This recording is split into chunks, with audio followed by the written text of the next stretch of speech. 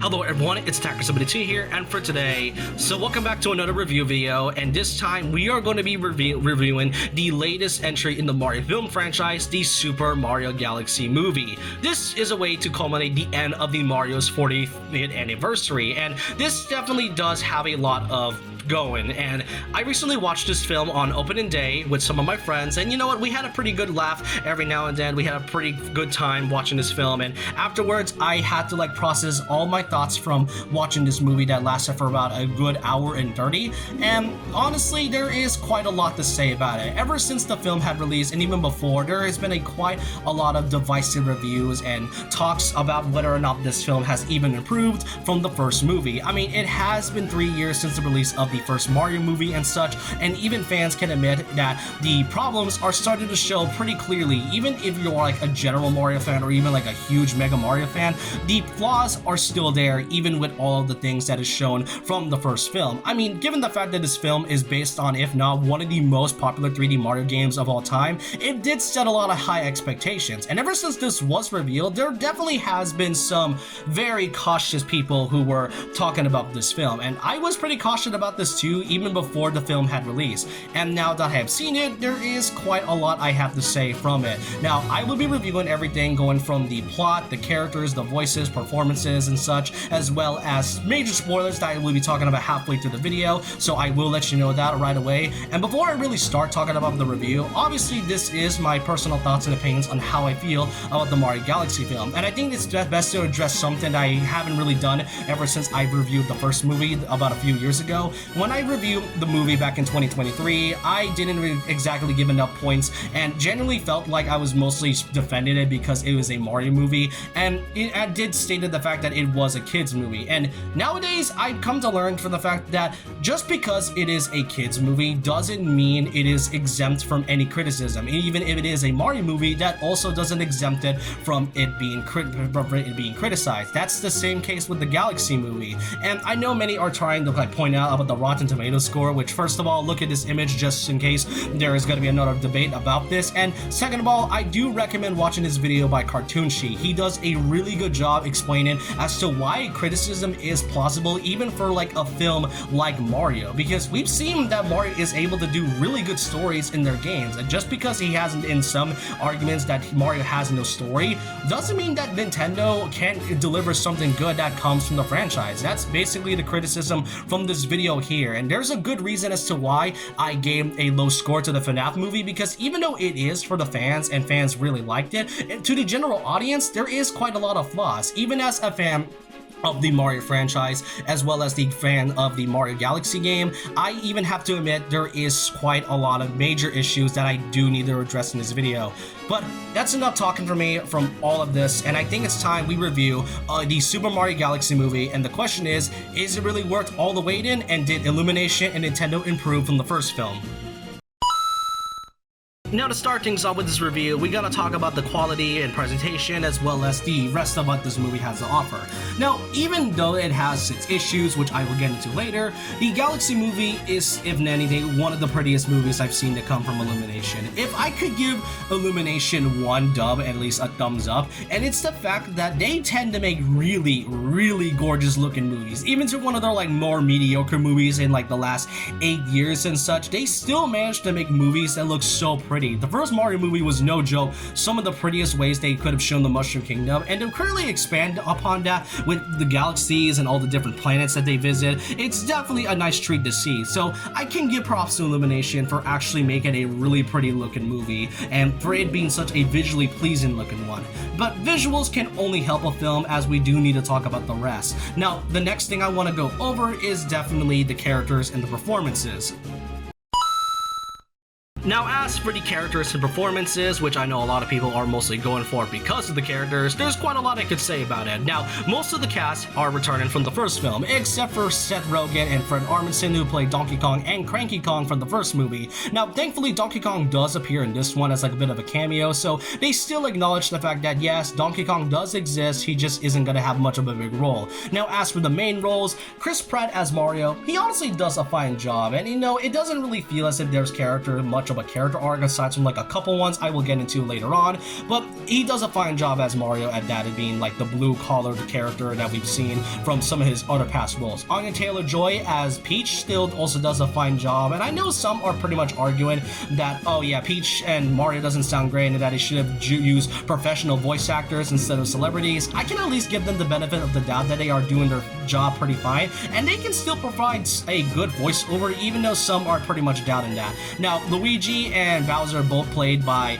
Charlie Day and Jack Black. You know what? They still do a phenomenal job. I still think the way they casted it is one of the best and most creative things to come from Illumination and Nintendo of all things, so I can at least appreciate that 5 of these actors still do a fine job at playing their characters, and both all seem to love it especially. Oh yeah, and Keegan-Michael Key as Toad, I almost forgot about him. Yeah, I'm gonna be honest, he honestly sounds fine as Toad. I may not like Toad as a character, but Keegan-Michael Key is one of my favorite actors, and he does still a good job playing as the character. And Kevin Michael Richardson as, you know, Kamek, as very small as his role is, I can admit that, yeah, he still does a good job even playing as one of the more favorable Mario characters of all time. Now, as for some of the new actors, I still cannot believe the fact that they managed to put Childish Gambino and let him voice as Yoshi. Like, I know so many people were joking the fact that Samuel L. Jackson should voice Yoshi, and thankfully there isn't really much you can say about it, since Yoshi does not have like that one joke where they just have the character suddenly speak in their real voice, so I can at least appreciate that, and they are staying true to the source material on the character Yoshi. And honestly, without us knowing that this is by Donald Glover, you would have not known this is him if someone had told you, which is definitely tells you a lot of how much he did a good job for Yoshi in terms of a voice. Now, as for the character, it definitely leaves a lot to be desired. It mostly is just Yoshi kind of joining along for the ride, since he was one of the characters shown from the second post-credit scene from the first movie, and again, I mean, the way he was thrown into the plot, it almost feels as if there was quite a lot of things happening in the storyboard, but likely had changed, which I will get into when we get to the plot segment. Now, I will also say, Benny Safdie as Bowser Jr.,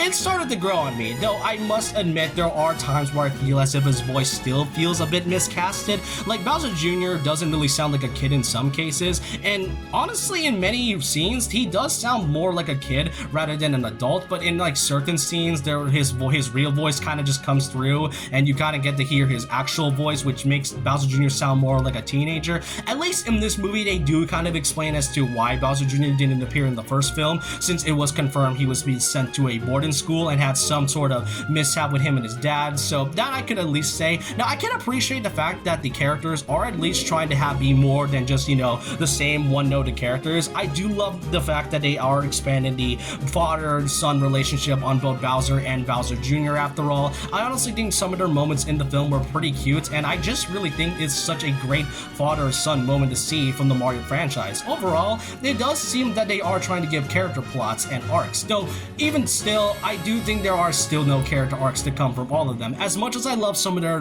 performances, like Charlie Day as Luigi and Jack Black as Bowser, there were some times where it feels like they were starting to start a character arc and then just kind of just glossed over it after like 5 minutes. Like, Bowser feels like he was trying to have a bit of like a friendly rivalry with Mario, but then just kind of becomes a bad guy near the end of it. Like, it definitely does seem a bit weird that they decided to go with some type of character arc and then immediately squash it as soon as we get halfway through, which again, I will talk about the plot later on. But as for the other new voice actors, Issa Rae as Honey Queen, she does a fine job as for the character, though admittedly she didn't really do much, and I honestly don't get as to why they decided to keep this character a secret, especially announcing her as a voice actress for the final Mario movie direct and such, since she only had like around 2 to 3 minutes of screen time, which definitely says a lot. Now, Luis Guzman as King Wart, it's definitely a lot to be desired and such, and I do think he did a fine job as a character, and his plot relevance, it definitely does play a lot into the film midway through,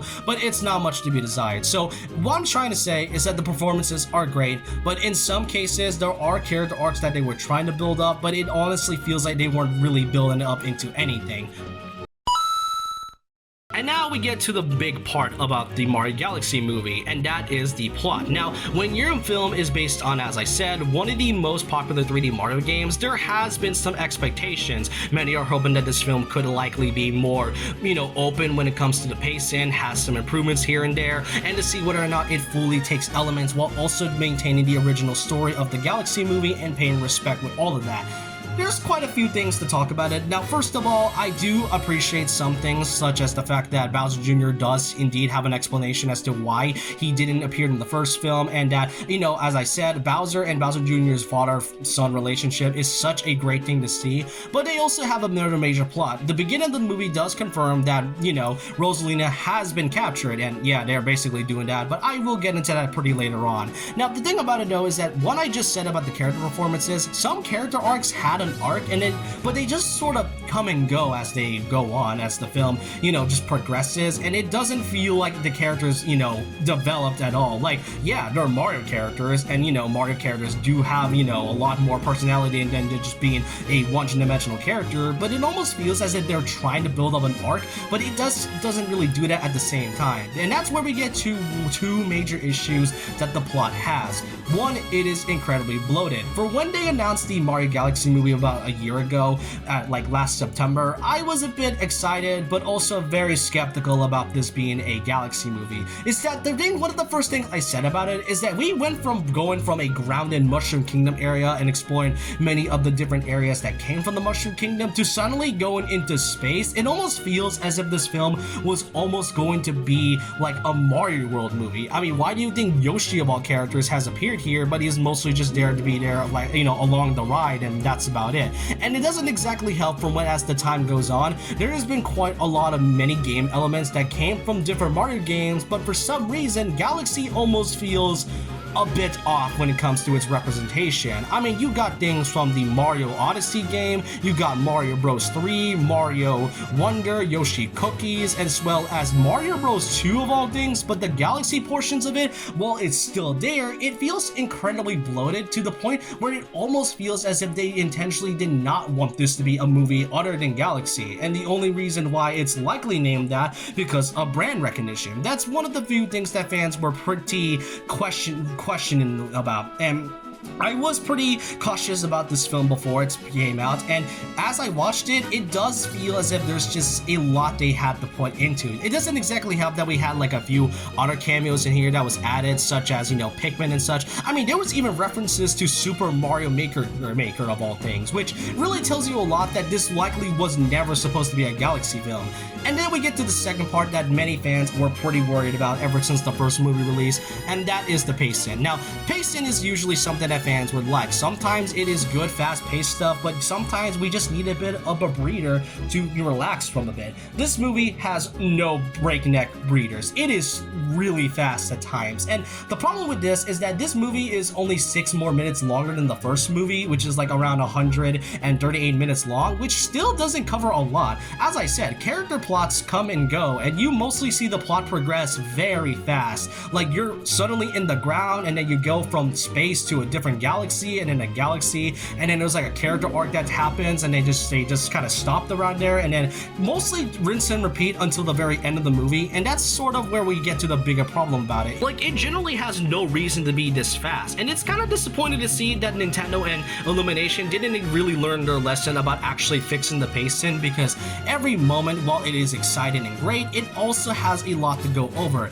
And I can admit there were some plot elements that still manages to still, you know, actually be coherent in some cases. Like, I do appreciate that the Wart segment actually does kind of leave into the plot and give more characters a time to shine, but even so, it also feels as if there isn't much they could really cover because the film is still pretty short. I mean, when you have such a short runtime, you can't cover everything else, which is sort of why the film is really fast. Now, I don't really want to make this type of argument, but there is a good reason why I'm mentioning this. There's a lot of many reasons as to why so many people tend to argue that the Sonic movies does something better in terms of the Mario films. Well, the Mario films is really good in terms of its animation and music and having a ton of things that is based on the Mario games. The Sonic movie sparingly does its references so great, and it's because of that that they managed to tell a pretty simple but yet also really fun story that is made for all ages. Even as both a fan of Mario and Sonic, I can admit that even the Sonic films has quite a lot to go over in terms of the plot because they could actually tell the story even though it has some fast-paced issues, but it's still managed to use the source material of the game sparingly, whereas the Galaxy movie feels like there's just a ton of references, which that's like a big problem about the plot and everything else. The fast pace is there, but it's also the many references to the point where it almost doesn't feel like a Galaxy movie. As I said, they just showed out Pikmin was going to be in this one, which as a cameo, it is fine in concept, it just doesn't really feel fitting for a Mario movie, in fact. Now, even though the plot has its issues, it is still a fun one to watch, because if you're mostly just there as a casual review and general viewer of watching the Mario series grow, then this film can still be for you, and I can see people actually liking this. But despite that, there is quite a lot of issues that came from the Galaxy films. Now, I will let you know that we are going to be getting into the spoiler segments. Now, if you have not seen this movie whatsoever, since it is currently just one day since the film had released, then I do recommend, watching the movie and then coming back to this video to watch the rest of this review. But if you're mostly getting out of the video, then I do want to say thank you all for watching this video, and overall, this is still a fun movie, but it has some issues, which does make it a fun but alright movie at the same time. For those who are staying, then enjoy me talking about the rest of this movie and what the spoilers have to offer, and I think it's time we have to address the elephant in the room. Rosalina was done absolutely dirty in this film, and I cannot fathom how much they butchered her as a character. Now, admittedly, I can say that Brie Larson, who plays the character, generally did a good job voicing Rosalina. She definitely sounds like something I imagined from the character, and given that she is one of the few cast members to actually, be a Nintendo fan, it definitely feels really fitting to have her pretty much playing a character, even though there's been quite a lot of people who have their very different opinions of her as the role of Captain Marvel, but her as Rosalina generally did a good job. But there's a good reason why I didn't talk about the character in the character and performance segment of the video, because the way they handled her character feels more like assassination rather than an actual character force. Now, the thing of what I mentioned in the beginning is that she was captured for the plot, and the thing that bothers me the most is that Rosalina just got Luigi'd. And no, I'm not saying that as a joke that came from the first film. I mean, she literally got Luigi'd by having only 7 minutes of screen time. That is shockingly low for, if not, one of the most popular characters of the Mario franchise, and is probably one of the driving forces of the Mario Galaxy games. Now, I get why they likely had to do this, because there likely wouldn't be a bit of a driving plot, but they could have at least found a way to use her character more sparingly. The thing that bothered me the most is that despite Rosalina being shown in the first trailer, they had very lack of marketing in terms of the character, and it's really weird that they didn't show much of Rosalina. Many would believe it's because her scenes are pretty spoilery, which I will get into that very soon, but the fact that there's rarely any marketing that is based on one of the most popular characters of the series is genuinely worrying. And given that what I saw, yeah, it feels more like character assassination. What doesn't help is that Fox McCloud is in this movie and somehow has more screen time than her. Yes, Fox McCloud from Star Fox is confirmed to be in this movie, even though this would have been a really cool surprise had they not revealed it last week, and I decided to not spoil. Well, I mostly had to cover up the character so I wouldn't let people know who this character was, but Fox McCloud has gotten more screen time than the main driving force of the Mario Galaxy games. Now,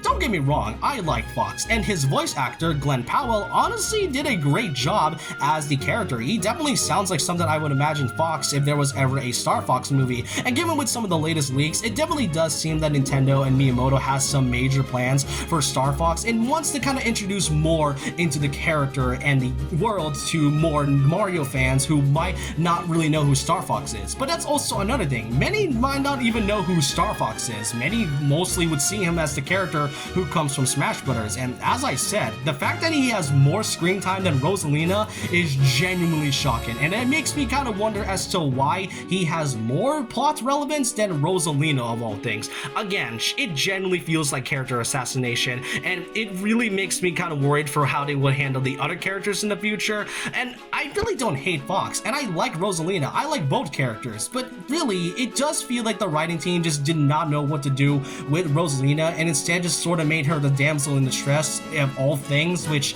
again, it doesn't seem like a good idea at all in both paper and execution. So, yeah, I'm not exactly a fan of how they handled Rosalina in this one. Now, the second biggest thing I have to talk about is something that baffled me the most, and it is the reveal that Peach and Rosalina are in fact sisters. Now, there has been so many theories within the last year, ever since Rosalina has appeared, that both Peach and Rosalina, both as characters, are very similar to one another. There's been so many theories about it within the last decade and such, and it definitely does feel like they were actually building up to something, given that Peach did have a backstory of how she arrived in the Mushroom Kingdom to begin with. Now, the idea of them being sisters definitely sounds good in paper. It's the execution that makes it incredibly confusing. And I know for a fact that there's going to be a lot of Mario fans who are likely going to be confused as to whether or not this theory is actually true, or the fact that this could likely mess with the continuity. Mario lore is generally confusing enough as it is, and to actually add this sort of interesting reveal is both intriguing but also kind of odd in execution. I don't know why they thought this was a good idea, that they would actually reveal them as sisters. I get it's because they had already gotten a plot built up from the first film, but the idea and execution of it still feels off to me, and I am kind of curious to see where this would go. But in many cases, I'm not exactly a fan of how they revealed this sort of thing, just to kind of prove that was one of those theories to be right. But then there's also another thing. I mean, the finale is pretty cool, I guess. I mean, we get to see Dry Bowser and a new form of Bowser Jr. that wasn't shown in the games. I must admit, Dry Bowser does really look cool, and I actually really enjoy his part of it. As I said, I love Jack Black as Bowser, and the fact that he still plays the character phenomenally, and even both has him and Dry Bowser, is just really great to see. And of course, I mean, there is still some more references added in there. I mean, there's even a whole area that is based on 3D World. Like, that is straight up just Bowser World from Mario 3D World, and that's about that. I mean, there's also a couple more Mario Galaxy items, as well as the drill mushroom from Mario Wonder, so they are definitely putting a lot more things than just a galaxy thing, even though we've seen like quite a few parts of it from the movie. And other than that, you even got Mr. Game & Watch that appears pretty briefly with Luigi drawing it. And you know what? I mean, this definitely does lead to the fact, because with the cameos right here, it really doesn't help from the fact that with the additions of Rob and Fox, as well as Pikmin, and now Mr. Game & Watch, it almost feels as if they were trying to plan a Smash Bros. Cinematic universe, which, you know what? I really don't want that to happen. I know fans do not want that to happen, and it is confirmed by Miyamoto that there isn't going to be a Smash Bros. Cinematic universe of some sorts, but we may never know. There is likely a chance it could happen. It's just a matter of time of when it's going to happen.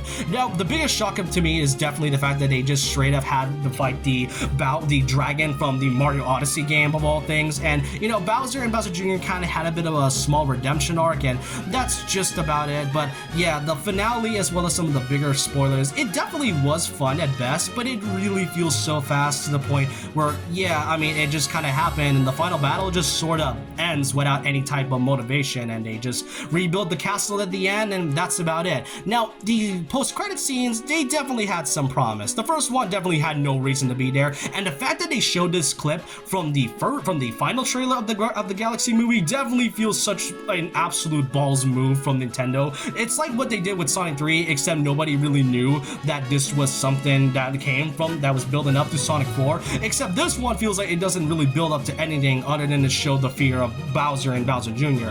The last post-credit scene, though, actually has some promise, as they did confirm that Daisy will indeed be part of the Mario Cinematic Universe. The only problem is her role and what she would do. So there is going to be a third film, but the question is, what's going to happen in the third film? It's definitely up to Illumination and Nintendo's case. Overall, in conclusion, that's my review on the Super Mario Galaxy movie. Even I must admit, I was pretty negative about this film for a while now, and I have to admit, I genuinely do like Mario Galaxy as a whole. Mario Galaxy as a film is really fun if you're both watching this as a Mario fan and a general one, but it does seem that Illumination and Nintendo still hasn't learned anything from the first film, because with the amount of references in here and all the different ideas, that seems to be good on paper, but then just ended up not really ending having much of a conclusion later on, aside from like a few things, and the fact that it's so fast and paced that it just feels like the movie doesn't know how to have a break. If anything, this really shouldn't be a Mario Galaxy film. It almost feels that it was going to be a Mario World film, but was likely slapped Galaxy because of the brand recognition. It is still a fun film for both fans of casual ones and even as Mario fans, but the issue still kind of arises. So for my final verdict and score, I will be giving Mario Galaxy movie as a Mario Mario fan, a 7.3 out of 10, but without the bias, it is around a 6.6 out of 10. It is a fun film overall, but it has some moments where it is a fun film, but also an alright one at the same time. I generally do hope that with that last post-credit scene that Nintendo as an Illumination are at least getting a lot more criticism and feedback for their next and third film, because with how it was handled, I'm kind of curious and also pretty worried on how they would likely do, like, I don't know, a Mario Odyssey film of some sort. We may never know, but that's about it. If you all made it to the end of the video, then I do appreciate you staying around despite, you know, the whole spoiler things, but I do want to know your thoughts and opinions down below on how you feel about the Mario Galaxy movie. Do you think it exceeds your expectations? Do you think it dampened your expectations? And what do you think this movie could have likely fixed? And what do you enjoy about the Galaxy movie? This was a fun one to do, and even still, I as a Mario fan, I really enjoy it. But just because it is a film made for fans and for kids doesn't mean it is exempt from any criticism. I do hope Nintendo Illumination fixes the one for like a potential third movie, and also a spin-off one, because it does seem that Star Fox may likely come back for like a Star Fox spin-off movie of some sorts. But other than that, I do hope you all enjoyed this video, and so with that, leave a like, comment, subscribe, hit the notification bell for more videos, follow my Twitter and Instagram, and I'll see you guys next time. And remember this, once a legend, always a legend.